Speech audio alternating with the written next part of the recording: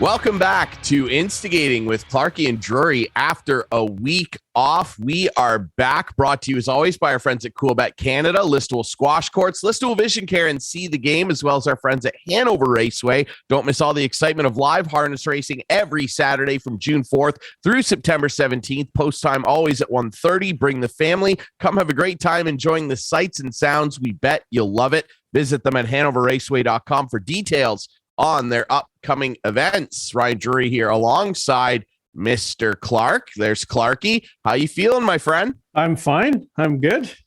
COVID's going around again, though.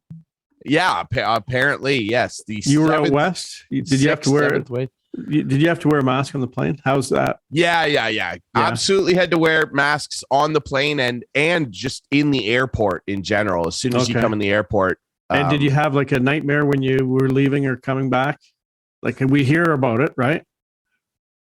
No, I didn't have a nightmare. What do you mean? Why would I have a nightmare? No, because of the security lines and because of like getting out of there on time. I'm hearing nothing but nightmares. You just mean the Ryan Whitney treatment? No, yeah, exactly. I did not. Funnily enough, I was scheduled to fly to Vancouver. I had a round trip from Hamilton to Abbotsford. I booked it months ago simply because I wanted to avoid Hamilton. Pearson. Nice. Yeah. The flight got canceled the night before. So I had to go through a mad scramble to try and get myself on it. Well, it was Swoop's fault, to be perfectly fair. And it was Swoop's fault. And they gave me my money back in very prompt fashion. That's good. And I had to scramble to get on to a Sunwing flight out of Pearson. So I did have to go to Pearson. It got delayed 3 times. I spent 6 hours and 45 minutes in Pearson by myself, which was a lot of fun. See, that's what I'm saying. Like, that's what I was asking. That wasn't really Pearson's fault, though. And I will say this, the bulk of that time was sitting in front of a Starbucks waiting for the plane. I got checked in and through the security line at Pearson in 5 minutes. Okay. It was... and this is a Saturday, like a busy travel day. There were lots of people, but no, it was moving. It was moving. And my flight back, Abbotsford to Hamilton, tiny little airports, they were great. So yeah. And the trip was good. Yes, I was. I'm going to Vegas in October, so I hope everything's good by then. I would hope so. I would think so. And my experience is pretty okay. And I mean, the trip was great. West Coast, best coast. I missed the mountains. Yeah. I missed the air. It didn't rain one time while I was there. Because I heard they're having record rainfalls. They are right now. Yeah. As soon as I left, the morning I left, it started raining. And my friends jokingly said, Vancouver's crying that you're leaving. And I was like, yeah, it seems that way. Everything was coming up Drury while I was out there. Nice. Beautiful weather. The beaches are incredible. Yeah. I left with a mark on my arm. I got this weird mark that I developed. I don't know what happened there, but I just woke up with ink on myself. So I'm not quite sure what went wrong there. Yeah, I think it'll come off. I'm not sure. But yeah, no, it was a fun trip, man. What are you laughing at? Nothing. I just trying to figure out what it was. That's all. I got a Celtic Trinity knot. It's like a symbol of family and brotherhood. And then I got a little lyric on my arm there. I got a tattoo for my brother. It's for my brother. Symbolizes brotherhood. All right. Nice. And I love my brother. Nice. Unlike the Gallagher brothers who wrote this lyric, I actually really like my brother. So it's a little bit of an oxymoron, if you will. But there you go. You know who else loves their brothers? The Colorado Avalanche. Yeah, we were off last week, of course. So we have to catch up a little bit here before we bring our guest in. Yes, and what a win for Colorado. Their first since 2001, when they seemed to always be in contention for Stanley Cups, and then they went through some lean years, didn't they, producer Adam? They, after drafting Nathan McKinnon, they had a couple years where they started to look like they were climbing back up. Then they really bottomed out again. They got Gabe Landeskog in the fold, Rantanen. And they've done such a great job. They get Cale Makar as well at 4, which in revisionist history, he'd be the number 1 pick probably. It's unbelievable how good he has been, and deservedly so, winning the Conn Smythe, and I felt really good for Kadri as well. I think that the city of Toronto is probably going to see the Stanley Cup get paraded through its streets again, not with the Maple Leafs, but with a former Maple Leaf who has once again left the team and had immense success. What were your opinions on the final and just how that all worked out for Naz? Well, I you know what, Naz, I was actually with Naz the day he was drafted. That's right. I was working for Leafs TV, and a little birdie told me that the Leafs were very interested in this guy. I approached I was looking for him, and I saw his father and went up to Sam and asked if Nazim was around. I didn't know his name at that point. And he goes, "Oh, Naz?" I go, "Yeah." And he told me where he was. And I asked him if we'd put a microphone on him for the draft. We do a little behind the draft show. And he's like, "Yeah, no problem."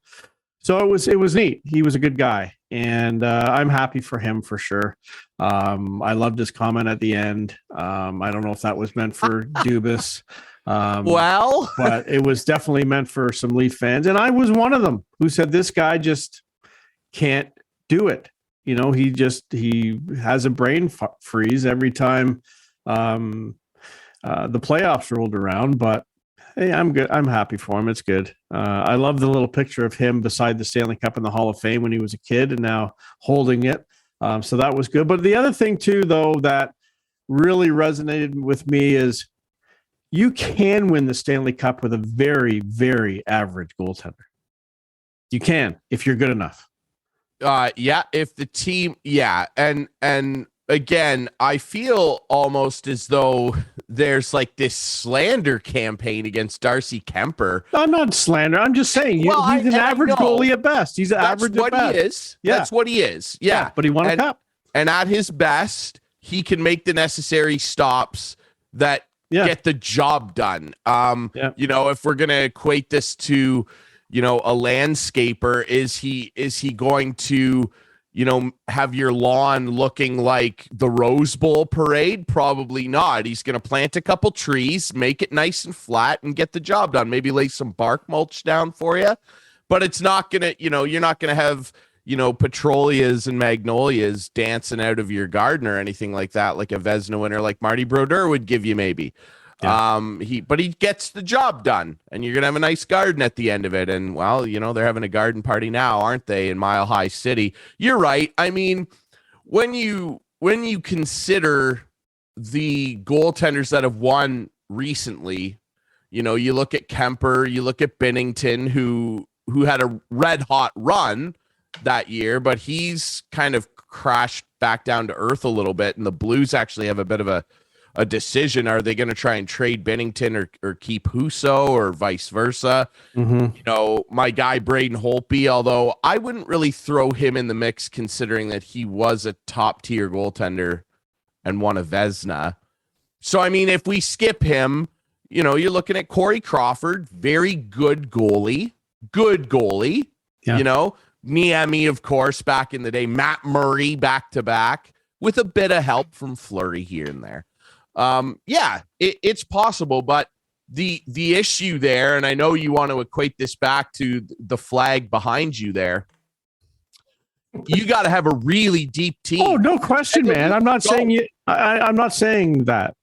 I'm not saying that the Leafs could win the cup, but you should. You should. But you can. All I'm saying is you can with an average goalie, because we didn't even know who was going to start a couple of the games. Like, well, you had the eye thing, and O-Dog was calling him One-Eyed Jack and all this other stuff. Like, you can. Keep going. Well, just if the Leafs keep Campbell. Well, that's where I wanted to go with this. What are they going to do? I mean, last night, the draft, as we record this on Friday, Thursday, the NHL draft round 1, the Leafs get rid of a mistake, cost them a first round pick. They don't drop. I mean, they dropped 12 spots or something. Yeah. So it's whatever. When you're drafting that low, it maybe doesn't matter. But who's going to play net for this team? Like, that's what I want to know. Who's going to play net? Like, Fleury's off the market now. Yeah. Jack Campbell's still out there. Kemper is still out there because Colorado signed who'd they sign? Gorgiev. They traded for Gorgiev. Traded for Gorgiev. Yeah. So like, we're sitting here, you know, mid-July, and the Leafs have Shelgren and Justin Wall. Joseph Wall. Joseph. Yeah. See, I don't even know his first name. That's how good he is. Joseph Wall. So they something has got to give. Now they got rid of the 3.5 for Mrazek, which opens up some cap space. Yeah, $3.8 million over the next 2 years too. Oh, I know. And they got Chicago to take a sucker deal. I mean, to be fair, like people are laughing at Chicago a little bit, and they traded DeBrincat, which could not have been an easy thing to do. They had no first round picks, and then they all of a sudden had 3. Yeah. So I actually think Chicago, time will tell. Yeah. I actually think they made out well. And yeah, I laughed with my fantasy hockey group friends about Dubas trading another first round pick. But in this instance, it was a good decision. Yeah. But the reason why I kind of was crapping on him a little bit was because of another terrible decision and terrible contract. Now, the first time they did this, you're right. It wasn't Kyle's fault. The Marleau deal, he did not sign that. No. But they had to give away a first round pick to Carolina to get him to get them to take it. And now they've done the same thing with Mrazek. And Nick Ritchie. There was 2 mistakes last summer. Nick Ritchie was a bust and Mrazek was a bust. But then he also hit on a couple too. Yeah. He hit on 3. Bunting and getting Bunting great. For an extra year. And the thing I like about Dubas is he, unlike Gary Bettman, admits his mistakes and moves on and fixes them. While Bettman will just keep telling you how what's not working is the right thing to do. You know what I mean? Like that. Yeah, like that's Arizona. The history of the NHL.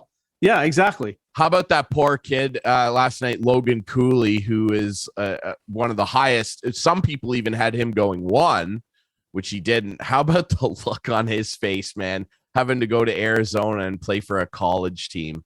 I was on Lake Ontario fishing last night, so I didn't see the draft, and quite frankly, I didn't even know it was on because it was a Thursday night. It just seemed a little weird to me.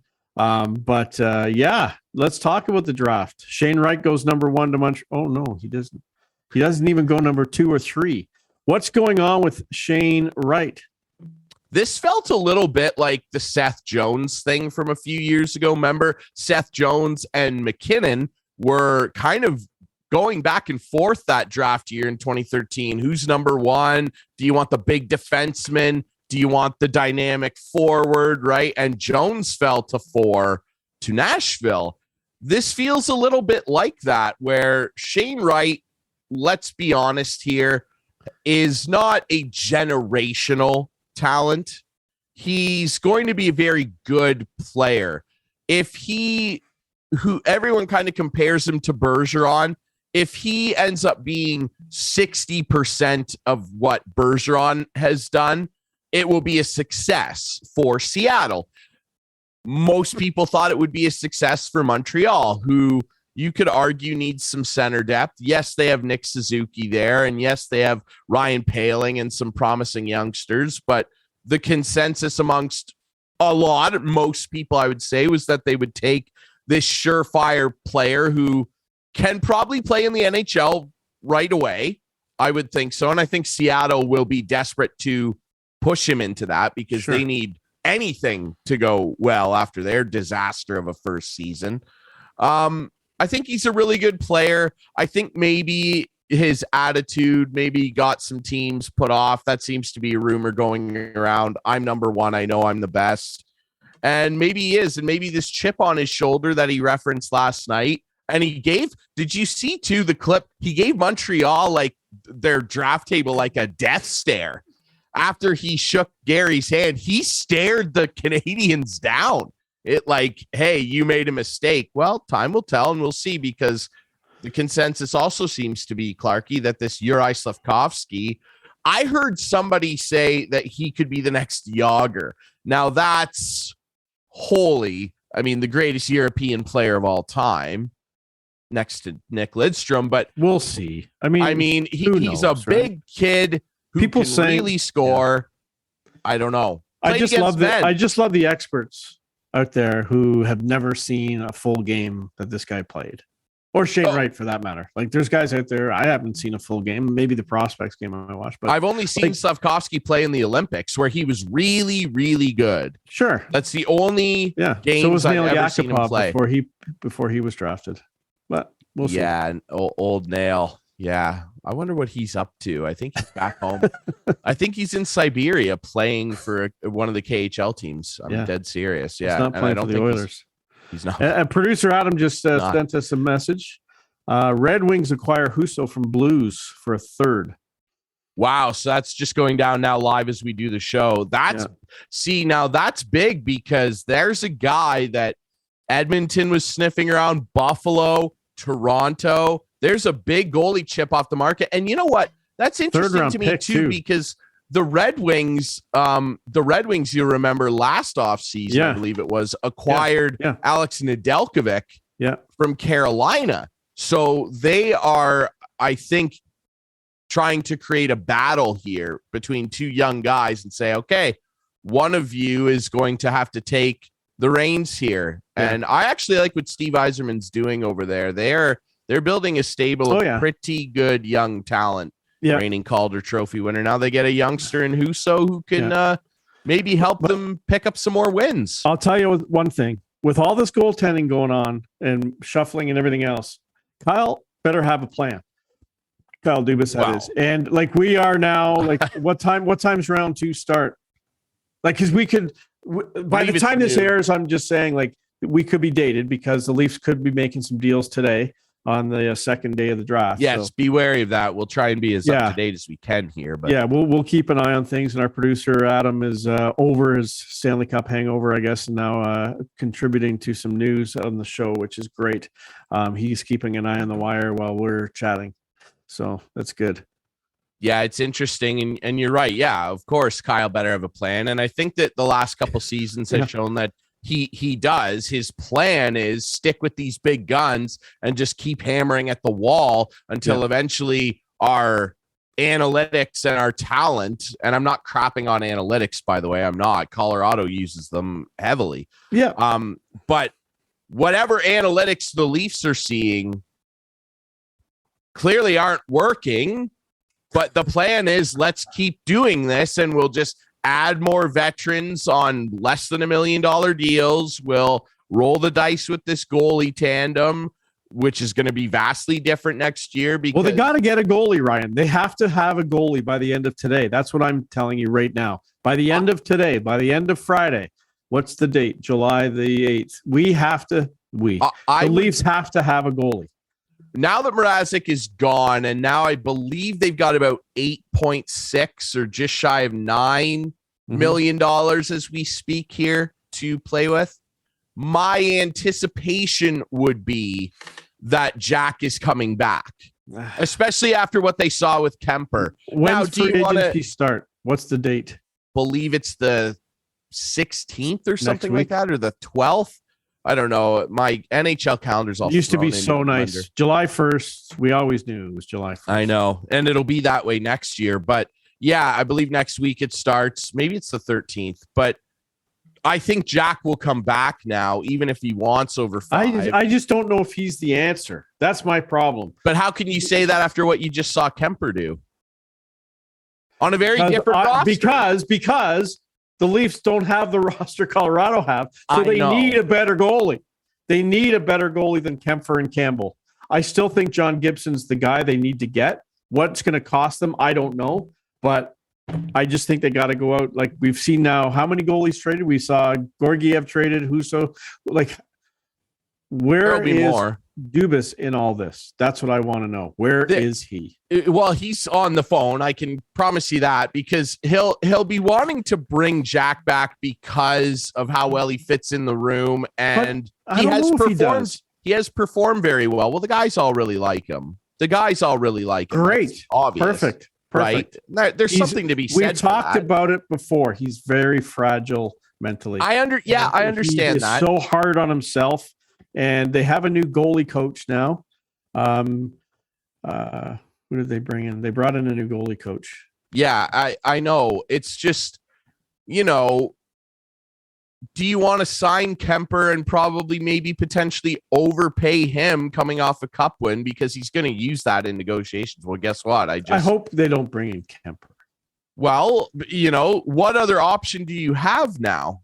But if you're going to bring in Kemper, I'm sure you could get Campbell at the same price. And at that point, I'd rather have Campbell. That's what I mean, right? Yes. And then there's rumors, too, that they want to try and do what Tampa just did with McDonough and offload Jake Muzzin because, God bless the poor guy, he just cannot stay healthy. And that's $5.6 million that they could also save. They need to re-sign Rasmus Sandin, who is apparently being pretty prickly in negotiations with the Leafs. I don't think he was necessarily happy with the way they handled some of his ice time, particularly in the playoffs. And they got to keep him because he looks to be a young pillar of the future who can be a solid 3 or 4. Their right side of their D is not good. I wouldn't be surprised if they tried to get rid of Justin Hall. That was a mistake of a contract, too. He's not worth what they pay him, in my humble opinion. He's a 6 or a 7 on most teams. And maybe people think that's a little harsh. That's my opinion of him. I just don't think he's a very good defenseman. Sure. I wouldn't want him on the ice on my team in a critical situation up a goal. Let me just put it that way. I don't want him on my team. I'd rather have a rookie in. I wonder if Kyle Dubas is a Rogers subscriber and his phone's not working.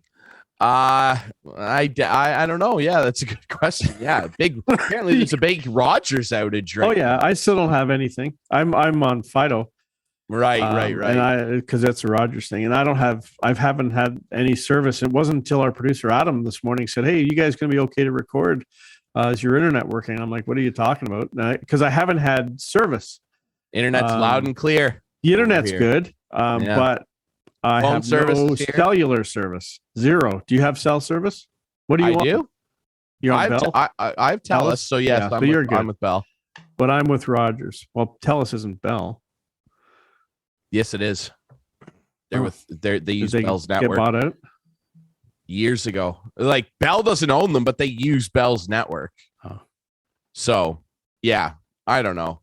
I'm not a telecommunications expert. I just know I have service. So I'm not affected. None. Yeah, hopefully Kyle can make some calls. I'm sure he can get on a landline somewhere. And can you imagine payphone?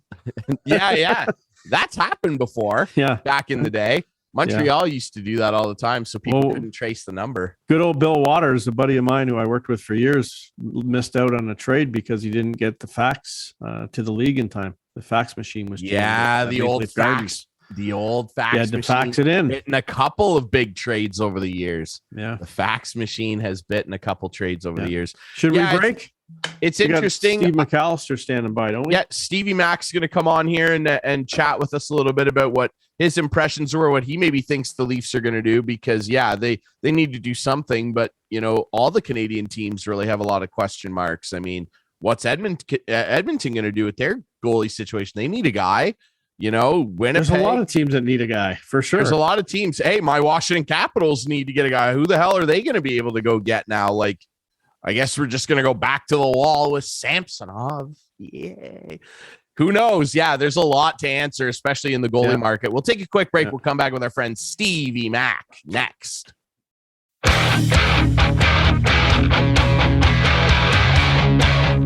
Welcome back to Instigating with Clarkie and Jury, brought to you by CoolBet, the listable squash courts, listable vision care. See the game and our friends at Hanover Raceway. Ryan Jury still here alongside Clarkie. Very pleased to be joined by our friend Steve McAllister of the Parleh as he jumps in with us. Stevie Mac, how you doing, my friend? Did you enjoy the draft? It was a lot of fun. Really disappointed to hear that Clarkie was out catching walleye or perch or whatever it is you catch. Salmon. Yes, very big salmon. The only salmon you ever caught in a can, Clarkie.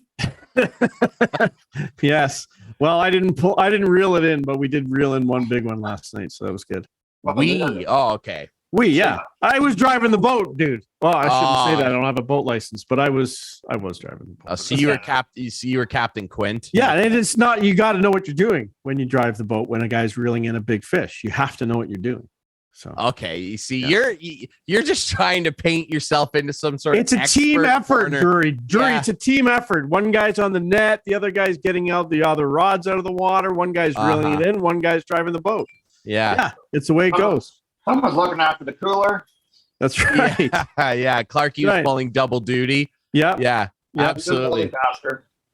So whatever you say. Hey, Ryan, in a very roundabout way. So yeah, I did. I watched the entire 4 hours of the draft, and I think I'm in my wife and daughter's bad books this morning. But I was saying to you guys off camera, the draft one of the sporting events that I still enjoy watching from stem to stern. So I hung around for the entire show last night.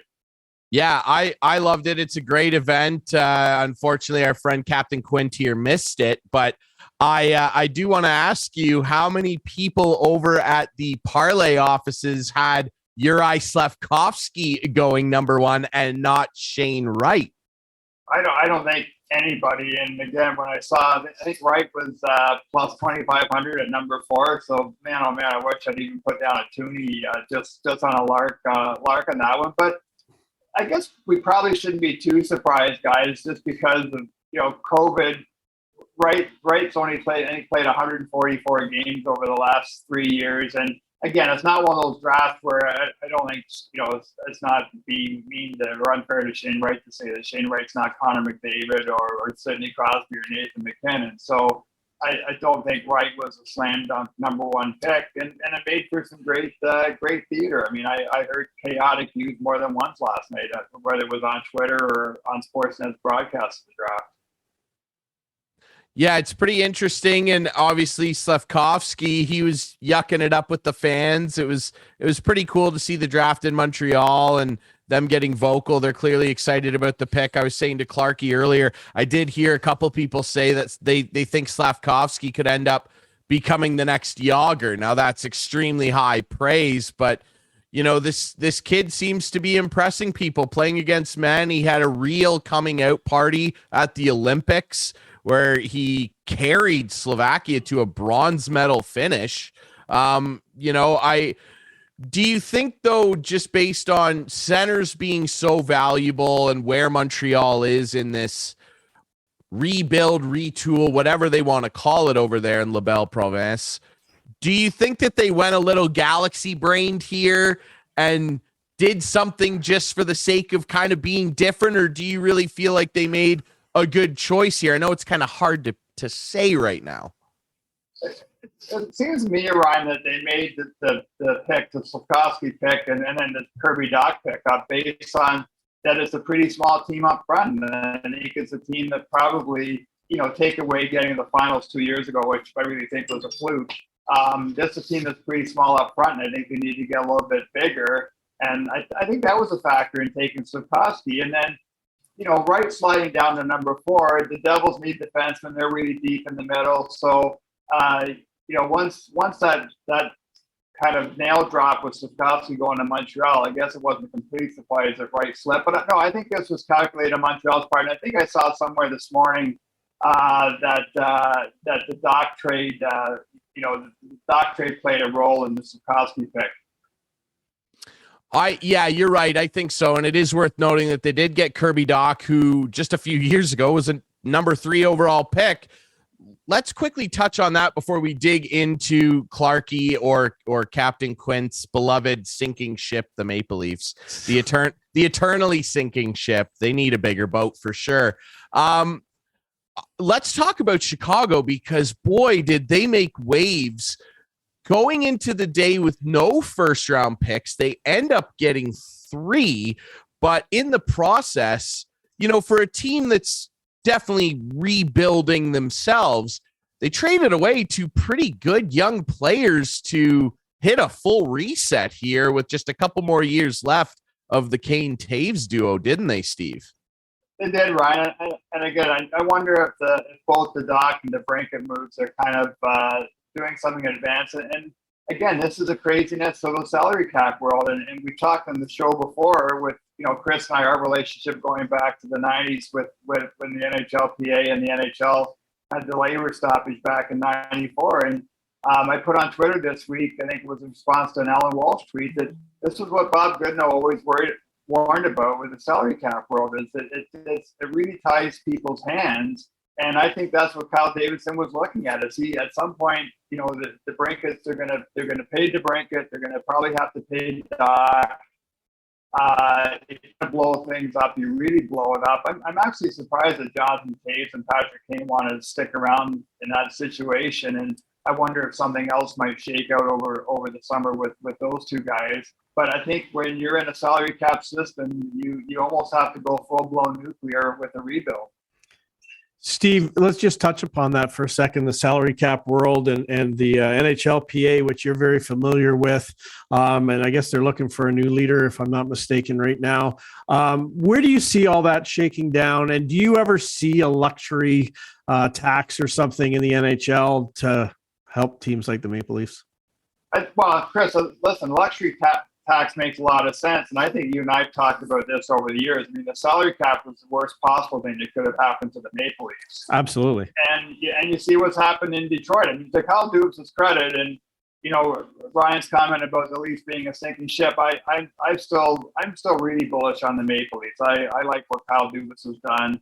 I think this is a team that's so close to going on a long playoff run. But it's tough. And it's, you know, again, with Dubas and having those big contracts with Matthews, Marner, and Tavares, you have to work some magic to fit a roster within a cap system. But if I was Clarky, if I was the Leafs or Detroit, really probably all the original 6 teams and high revenue teams, I'd be bugging Gary Bettman for a luxury tax. But I would suggest as long as Gary's commissioner of the NHL, we'll never see a luxury tax. That's just not going to happen. Well, Gary's on Team Arizona, right? He loves his college hockey teams, so he has to appease the Arizonas and Carolinas of the world rather than the teams that actually line his pockets, which is interesting. I should clarify, by the way, I don't actually think the Leafs are a sinking ship currently. I just more meant over the course of this very long drought, they seem to get in their own way a lot of the time. But currently, I think that they do have a core there that can obviously do some damage. But they're going to need a goaltender, won't they? And as we currently record this, Steve, they do not have any. They have Shalgren and Joseph Wall in the minors, but Jack Campbell is set to become a free agent here, and Peter Mrazek is gone in exchange for one of those 3 first-round picks Chicago ended up using. So what is your impression of what's happening here? Ville Husso, just a few minutes ago as we were recording, got sent over to Detroit. So Steve Yzerman is happy, solidifying his crease a little bit for the future.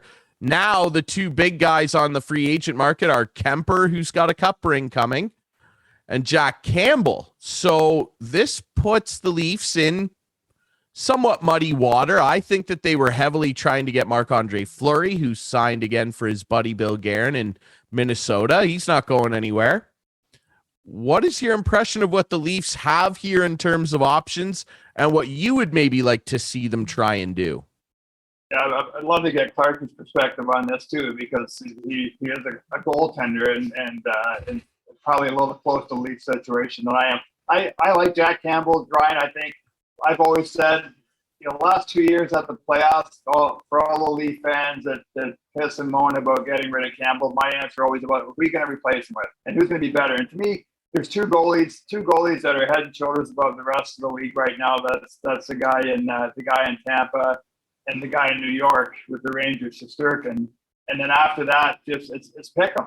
And you know, I think as we've seen, Clarky, in recent years, it's really hard to find a goalie who's going to be at the top of his game for 3, 4, 5, 6 years in a row. And so if that's the case, like, why wouldn't you go back to Jack Campbell? I think Darcy Kemper is going to cost too much money. There's some scuttlebutt this morning that Cam Talbot's not very happy with the Fleury deal, and Cam Talbot might be willing to come to Toronto. But again, tell me that Cam Talbot's going to be better than Jack Campbell. I can guarantee that. No, I totally agree. If Cam Talbot is their answer, I think that's a huge mistake too. I like Jack Campbell as a person. I think he's a little fragile when it comes to his mental state when he's playing goal, which is tough.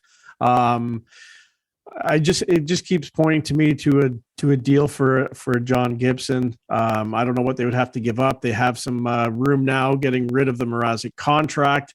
as I said to Ryan in our first segment, Colorado just proved that you don't need a stud in net to win the Stanley Cup. Obviously, the Leafs aren't at the same stage Colorado's at, but I agree with you. Ryan takes me to task on it all the time, but I think the Leafs are so close. And I said, they took Tampa to 7 games, and Tampa made it all the way to the final. I'm not saying the Leafs could have or would have, but I think they're just so close, and a good, strong goaltender could put them to that next level.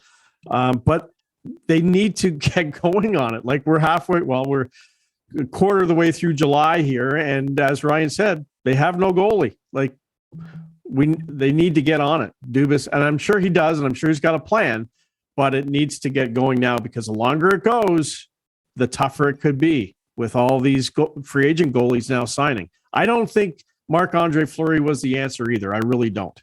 Yeah, I like the John Gibson idea too, Chris, a lot. I think Gibson's a guy who would bring stability, and you're absolutely right that Campbell has been a little fragile mentally.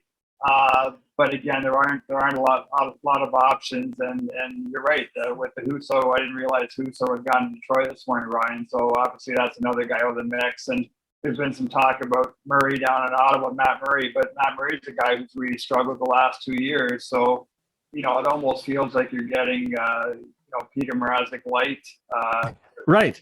And hoping and again, kind of crossing your fingers and rubbing your rosary beads and not walking under ladders, hoping that this guy is going to save you. And I just don't think you want to go down that road. And Matt Murray, again, is a guy, he's kind of forgotten in this mix, has been a guy that's been rumored where the Leafs were maybe sniffing around him. Obviously, they would want Ottawa to retain 50% of that $6.25 million. But there's something about that guy, though. Well, right? Like, you hear it from the O-Dog all the time. Like, he's not a fan, right? Like, he can't get on the ice. Like, this guy can't get on the ice. Right. Is he injured or is he hurt? There's a difference. I don't know. And I don't know if anybody knows. I don't know if Matt Murray knows what the deal is there. And it's interesting, too, because he's a guy that we're kind of talking about here, where he is a good goalie on his best day, and won back-to-back cups with a little bit of help from the Flower on the way. It is worth noting, in the 2 Stanley Cup finals, Murray played every minute when they got to the final. However, he was on a Pittsburgh team that was much like this Colorado team. They had the puck all the time. They had a D-core that just was no nonsense, quick, efficient, get the puck, flip it out, and let Malkin and Sid go to town. That's what they did. They had the puck constantly, and so did Colorado. The Leafs, I don't know if they have a D-core that can, as it currently sits. And Clarky, I don't, necessarily take you to task on the Leafs being close. No, you do, but that's fine. But it's because of what they're putting all their eggs in this basket and going, oh, it'll work eventually. It'll work eventually. Close doesn't matter. If they don't win a cup, no one's going to look back on this era 20 years from now and go, we were close. Of course. No one can. No one remembers close. Of course. I agree with you. Doesn't mean anything to me. Yeah. You know what I mean? So I don't care. Like, do something then. If you're so close, like, show me some progress. Oh, and they never do. So I think that the D-core is the biggest detriment beyond not having a goalie sign right now. I think the way that D-core is constructed, when I look at how Colorado won, how Pittsburgh won, even how Washington won, playing a little differently. Washington and St. Louis, big, mean, grind you into the boards style hockey. I don't love, I would take any of those D-cores at their age now over what Toronto has. I just would, because I've seen them win. So that's my biggest problem. But here's another guy I'll throw out there. We were talking a little bit about it, Steve. And I don't know how much of an appetite they would have for doing this, but the New York Islanders, after the season they just had, they fired the best coach in hockey, in my opinion. Lane Lambert's going to take over. I think he'll do a good job. They've got a kid there named Ilya Sorokin, who is their goalie of the future, and many actually thought that he was better than Shesterkin coming out of that Russia goalie factory, and he's proven to be really good. Shesterkin is sick. Like I would put money right now. Tell your staff at the Parleh, I would lay money down on that guy winning a Vezina in the next 5 years. But they got another guy on the roster who has won a Vezina and is pretty affordable, makes a little over $5 million, and is aging. And his name's Semyon Varlamov. What do you think of a team potentially going out and getting him? Edmonton needs a goalie. Leafs need a goalie. My Caps, maybe, who drafted him, need a goalie. What's your opinion on that? Would the Lou father maybe lean toward helping Kyle out a little bit? I don't know. I don't know if he'd be willing to help Kyle or Shanahan, but yeah, I think other than Clark's suggestion about Gibson, everything else is on the table and is a bit of a crapshoot. And I think whether you bring Varlamov in or you bring Campbell back or you go get Murray or it's not like you're not going to get Patrick Waugh or Jacques Plante in their primes. I mean, you're getting a guy that you're hoping can get you to the promised land.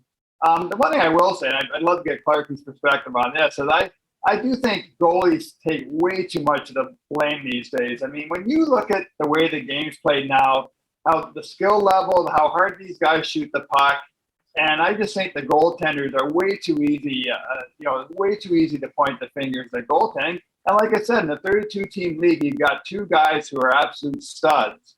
And then you've got a bunch of guys who might play a good stretch of 10 games and then falter for 4 or 5 games. And I think the other thing, too, guys, that we really haven't talked about is in today's NHL, you need a number 2 guy who I think has to be able to play at least 30 games and give you a chance to win in a good number of those 30 games. Yeah, when the Leafs had Frederik Andersen, everyone was, dumping on him all the time because he would always give up a bad goal. And then some guy voted for him as an MVP this year, which I don't know what that guy was smoking, but the MVP voting in general was kind of stupid. But you're right. Like if you put Shesterkin in the Leafs net, the Leafs are going to contend.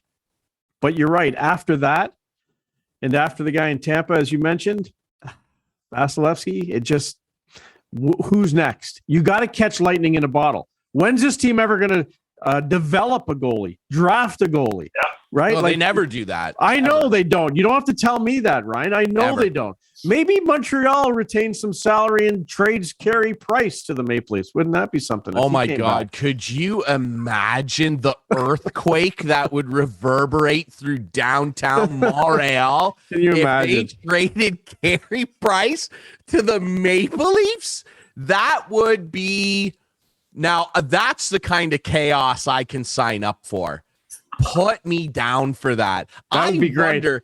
Steve, you got to send me like a follow-up email. Find me somewhere I can put money on that because I would love to sprinkle a 10 spot. But he's a guy who could do, right? Like we've seen him in the past 2 years ago. Well, Montreal, as you said, it was a fluke that they made it as far as they did. They crossed their way to the final. But that's fine. Well, yeah. If you get there, you get there, right? That's they don't right. ask how, they ask how many. Yeah. Carey Price, let's not forget here, he had arguably the greatest season ever put together by a goaltender. He won everything in 2015, I believe it was. Yeah, like he still has that ability. Here's the thing with him. I get the impression after going through some of those personal struggles, and again, I applaud Carey for being so forthright with them. I get the impression that if he were to leave Montreal, which the rumor is that his wife really does not want to leave Montreal, family's a factor here, right? He's got a young kid. I think he has 2 kids now. Yeah. My impression would be that if he were to leave, I think it would be Seattle. And I think the reason being is Vancouver obviously would be ideal, but he's not going to go Seattle could have drafted him. I know, but I think that it would be Seattle would be his preference simply because he'd be extremely close to home. And I know his mom is the chief of their tribe in BC. He'd be very close to home. And Seattle would be able to find a way to take that salary on. That's my impression of it. However, sign me up for the Leafs getting him because that would be just... Oh my goodness, Steve! What do you think of that? What would a deal like that even look like? I don't know. Like, I really think Carey Price's body is, I think he's the guy who's played a lot of hockey in it. I think his body finally is betraying him. But just give me one more run then. Just give me 1 year. I don't know if he has it in him, Clarky. I really don't. And it's too bad. And again, that's the thing we shouldn't forget about Carey Price. There was a period there, and let's go back to the 2014 Sochi Olympics where he was the best goaltender in the world, and it wasn't even close. And I remember sitting in the arena watching a couple of those Canadian games in that tournament. That was a great team. I mean, well-oiled machine.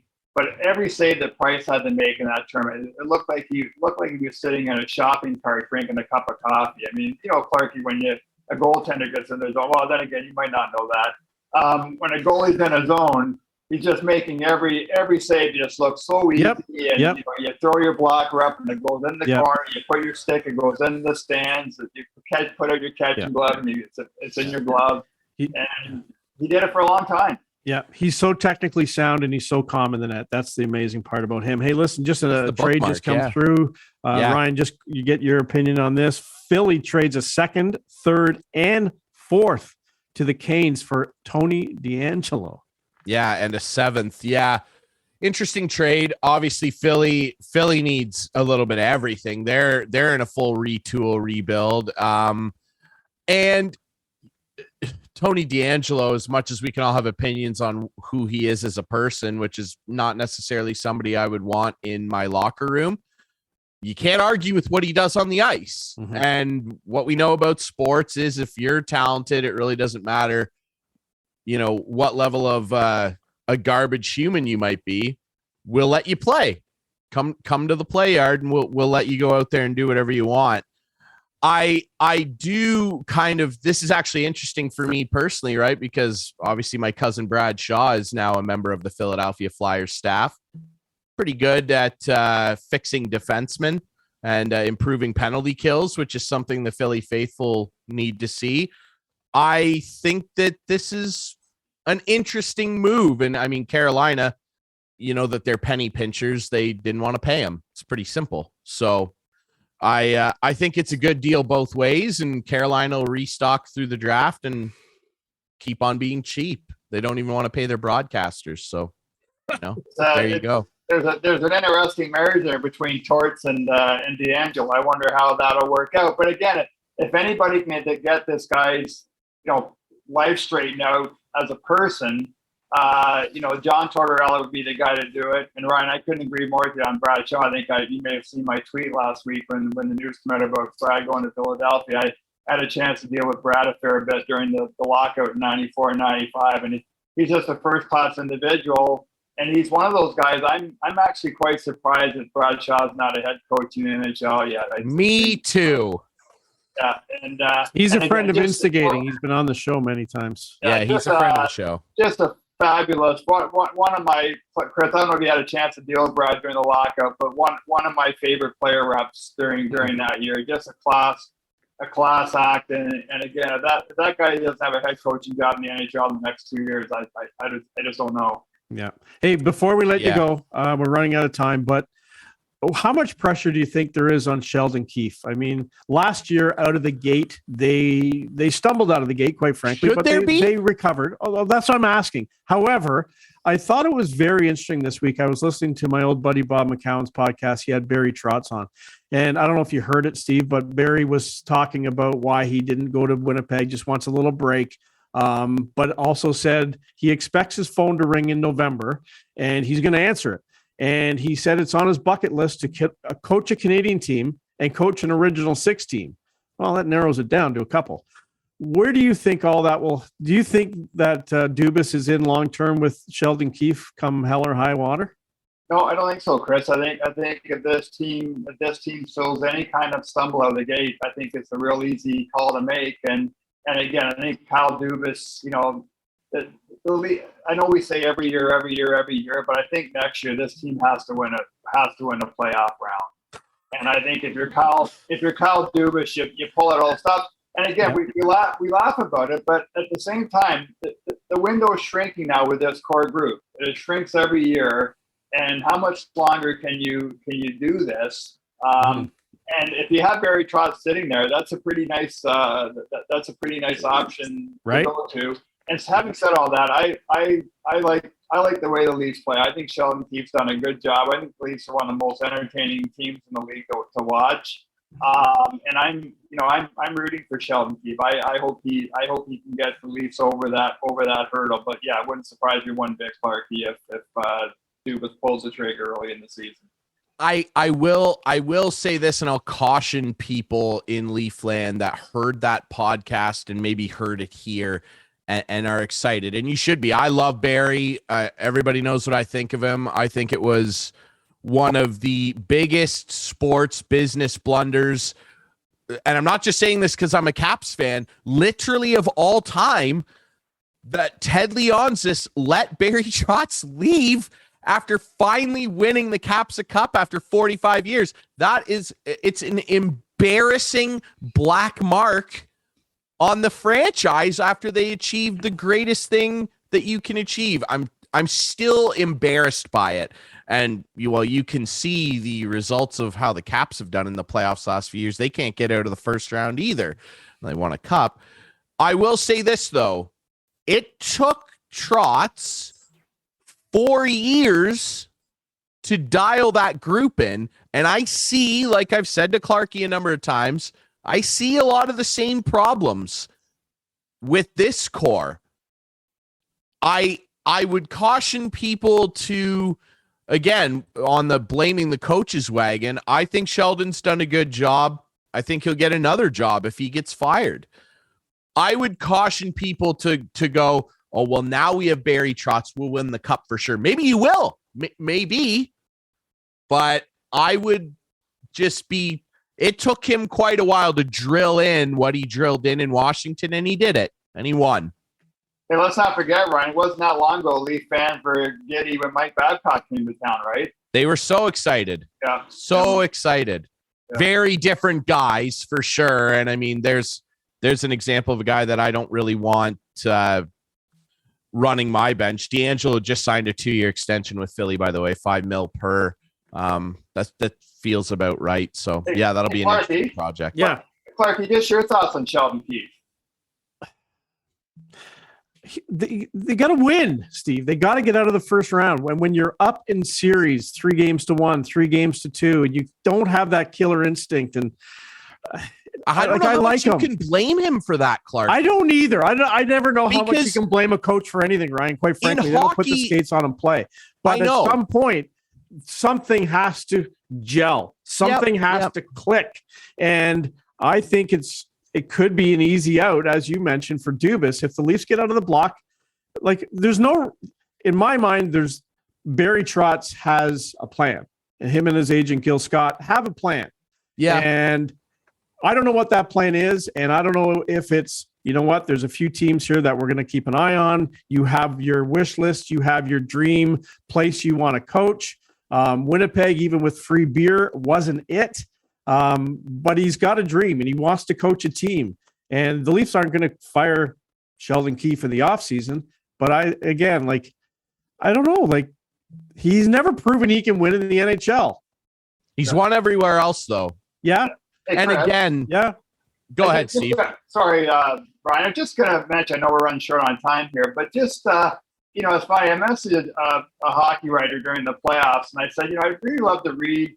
I've read lots about John Cooper, but I've never read a piece or seen a feature on this guy about what really makes him tick and what makes him so successful.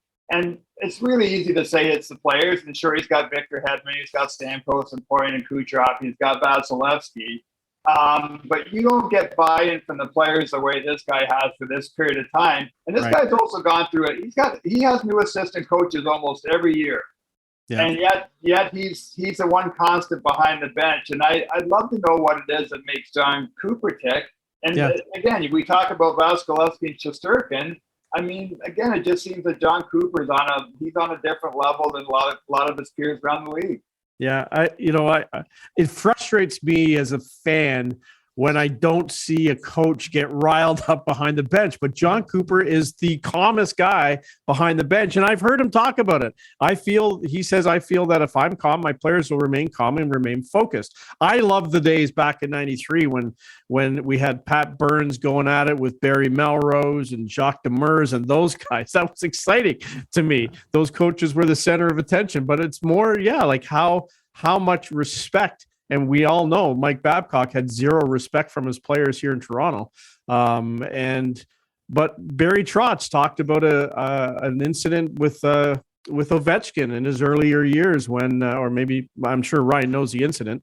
He missed a meeting and he was benched. And he said, I had to show the team that no one is above anybody else. He benched him that night. That was the year they won the cup too. Right. And it's little things like that where you set the tone and everybody is equal. Everybody here. He always used to say, you can see it in the Cup documentary, everybody has to pull on the rope. If we're not all pulling on the rope, none of this matters. And honestly, sometimes I get frustrated with Sheldon Keefe because I see guys like Nylander absolutely dogging it shift after shift after shift. But if a guy like Alex Kerfoot did that, he's down in the fourth line and missing shifts left, right, and center. And I don't see that with Nylander. So that's the thing. Don't know.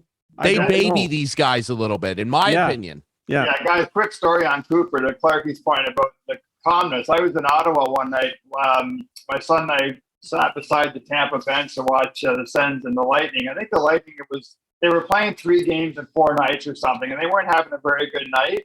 And I remember watching Cooper, Rick Bowness, and Steve Thomas behind the bench. And those guys didn't say a word that night. And it almost like we know, okay, guys, like we know we're playing 3 games in 4 nights. We're going to lay an egg on one of these games, and tonight's tonight. And they weren't blistering guys or getting on guys. And it was so impressive to watch that. So, Clarkie, it's a great point. And there's something about this guy when you can get every single, not just the guys, assistant coaches that come in every year. We know what Julian Breezewell's had to do with the Cap, bringing new guys in every year, and everybody buys into what this guy's selling. Absolutely. And again, it's just, I just don't know how much blame is necessarily fair I don't either. in hockey. Simply Agreed. because, like in football, coaches get fired like every week, it feels like. Because in football, they're literally in control of everything happening or what's about to happen on the field. Hockey is just so fluid. It's hard to do it. And same, when you brought up the goaltending, I can't remember which of you said, how much blame do the goalies really deserve? Steve, I think it was you. I always think back to that 2011 Cup where Boston came back and beat Vancouver and they slammed them in Game 7 and everybody was just absolutely dumping all the cement on Luongo's head. And my retort to that, as he is about to head to the Hall of Fame, is the crease is this big, the ice is this big. He's here. The goalie doesn't score. Empty net now and again. In that Tampa series, Brian, the Tampa series, Sheldon Keefe doesn't take the 2 high sticking penalties that let Tampa tie the game. Don't bring that up. Clarkie's. I can't. And Game 6, Clarkie, the Leafs owned the overtime period. Vasilevsky, he stole that game. Jack Campbell didn't lose that game. No. Vasilevsky won that game. Yeah. Game 7, the Game 7, the ice was wet. The Leafs on the entire third period. The Leafs did everything they could to tie that game. But Tampa did everything to keep the puck out of their net. Exactly. So again, it's pretty hard to lay that at the feet of the coach. I thought the Leafs played pretty damn well in those last 2 games. Yeah. Just short. They're close. They're close. They are close. Steve, we really appreciate you doing this, man. We always love having you on the show. It's been a great chat. I'm sure there's going to be a lot more crazy stuff that happens after this recording that goes down at the draft. It's been fun to recap it with you and chat about Clarkie's beloved captain. Hey, before just quickly. Yes. Do you hear, like you're in this betting world now with the parlay? It is driving me crazy when I watch games now. It just seems like it's gone from 0 to 1,000. Do you think it's still going to keep going? Like, is betting just gone crazy in Ontario? Yeah, it's funny, Clark. He was talking to a guy from a sports book this morning, and just before we got on here, and even he, he works in the business, and he said the amount of advertising really turned him off during the playoffs. And Yeah. I do worry a little bit if we're when we get close to the NFL season, that people are kind of catching their breath right now. We're going to see the second wave in September. I really hope not, because I think the sports books have really missed the boat in how they've promoted their products. And I've talked to people about this, and I think there's a lot more that needs to be done around responsible gambling. There's a lot more to be done about education. I think that's the one place where Sportsnet really missed the boat with trying to integrate betting content into the Stanley Cup playoff coverage. I think, and I'm not pointing fingers at anybody, because I think there's a lot of people involved in that process, Chris, and you and I both know, having worked in the media business. But not explaining when you're talking about something at plus 160 and saying, hey, if you at plus 160 means if you bet $10, this is how much money you'll win. Or, we suggest you take a look at the money line. This is what the money line means. I think there's been a lack of education. And but on the other hand, I talked to one sports book at one of the gaming conferences. They were held in Toronto back in June, and they said, this advertising blitz was working for them. They had got off to a great start in Ontario. They were really happy. I won't name the sports book, but it's a sports book that relies heavily on celebrity brand ambassadors, and they were really happy with the way they come out of the gate. But I know the regulators aren't happy. You got to believe there's some pressure on the media companies to ratchet back, and I think all of us as sports fans, and all of us who recognize that betting has a place in today's sports environment, that there's a better way to do it. Yeah, it's a tough thing to dance around, right? Obviously, it's a booming industry. It's a fun industry if you're responsible and can enjoy it responsibly. And yeah, that's definitely something that I would echo as well. Gambling problems are real. They're dangerous. And if you know somebody that has a problem, or you have a problem, there are a lot of resources out there to get help, and you should do that. But yeah, it's a tough thing, because the media companies, we know what the media landscape's like. They need the money, right? Like, they need the cash, and this is one way to get it. And it's revenue, and sports leagues and media companies are never going to say no to revenue. So it's a tough thing to dance over. Steve, we really appreciate you doing this, man. We love the parlay. We love all the stuff you're doing over there. Thanks for doing this, my friend. Thanks, guys. Always fun doing this for you guys.